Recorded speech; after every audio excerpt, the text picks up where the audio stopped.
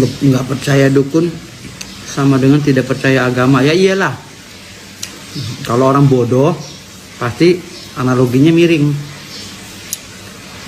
Kenapa saya tegaskan di sini nggak percaya dukun, nggak percaya agama? Karena dukun itu bagian daripada agama, khususnya agama Islam. Jadi orang yang nggak percaya dukun batal syahadatnya justru. Tuh. Iya benar, syahadatnya bisa batal. Percaya dukun. Iya. Apa yang diucapkan oleh Firdaus itu ngarang, menyesatkan itu.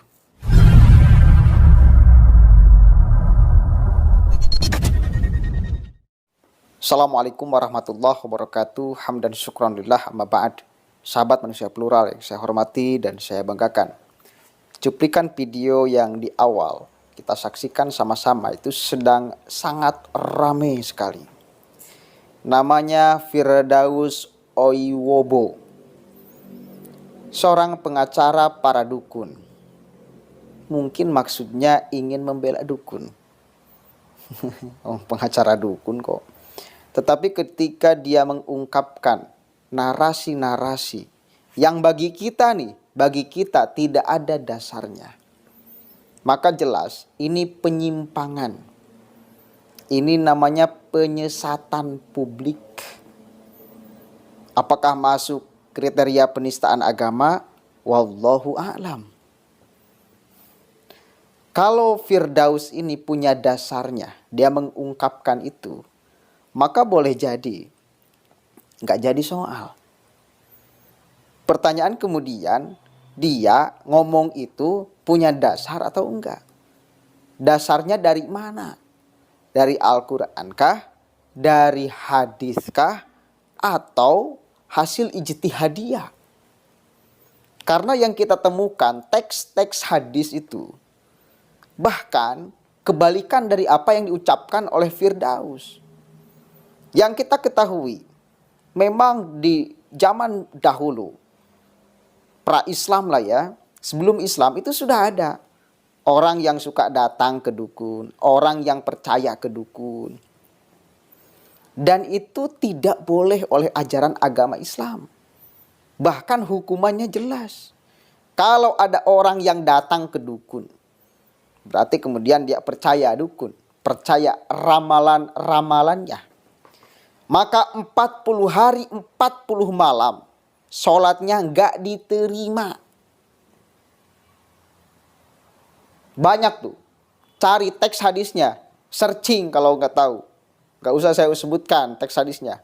Saya kira ini hadisnya juga udah populer, banyak yang tahu. Satu kali lagi, bahkan di dalam teks-teks hadis itu, kalau seseorang datang ke dukun, artinya dia mempercayai dukun, mempercayai ramalan-ramalannya, maka sholatnya selama 40 hari 40 malam itu tidak bakal diterima. Bukan tidak sah ya, tidak diterima. Kemudian si Firdaus ini ngomong bahwa jika ada orang, khususnya ini urusan agama Islam, dia akan ngomong itu, ditekankan ya. Islam, di dalam ajaran Islam, kalau ada orang Islam yang tidak percaya dukun, maka batal syahadatnya. Gila nggak kira-kira? Batal syahadatnya karena nggak percaya dukun. Justru Islam mewanti-wanti agar kita hati-hati, nggak boleh percaya dukun. Kalau percaya hukumannya, ya itu 40 hari 40 malam, sholatnya nggak diterima. Itu menurut ajaran Islam yang kita ketahui. Tapi satu kali lagi, ya, apakah kita belum mengetahui dalilnya, dasarnya orang yang percaya dukun, orang yang tidak percaya dukun, maka batal syahadatnya? Atau Firdaus yang sengklek, yang kebablasan, yang dengan alasan membela para dukun kemudian membuat narasi-narasi yang hasil pikiran dia, bukan hasil teks, ya, bukan hasil teks Al-Quran, bukan hasil teks hadis, hasil ijtihadiyah. Nggak apa-apa, silahkan ijtihad. Pertanyaan menyusul kemudian, layakkah si Firdaus ini menjadi sebagai seorang mujtahid? Kan gitu. Sebetulnya di dalam aturan ajaran Islam, Sah-sah saja orang mau mengambil referensinya dari mana. Yang penting ada dasarnya, yang penting ada dalilnya. Dalilnya mau ante ambil dari Al-Quran, dari hadis, dari ijma' kah? Atau dari apa? Silakan Anda lakukan, yang penting dasarnya jelas. Kalau Anda melakukan sesuatu, mengucapkan sesuatu tanpa dasar yang jelas, artinya hasil pikiran Anda harus siap-siap dengan konsekuensinya. Kalau levelnya sebagai seorang mujtahid, dengan syarat-syarat yang begitu rumit juga, misal Firdaus ini ijtihad nih, sehingga menghasilkan kesimpulan bahwa orang yang tidak percaya dukun maka batal syahadatnya. Itu hasil ijtihad Firdaus Oil.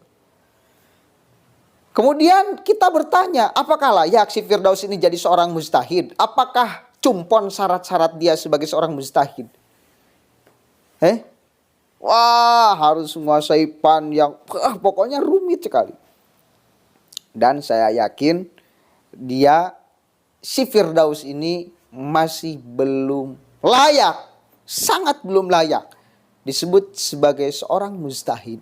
Artinya apa yang diucapkannya, kalimat yang diucapkannya itu jelas dari kebodohannya. Itu dari kebodohan pengacara para dukun tuh. Satu kali lagi, maksud dia mungkin ingin membela para dukun, tetapi menghasilkan justru ejekan bahkan kepada Anda. Dan boleh jadi kena para dukunnya sekaligus.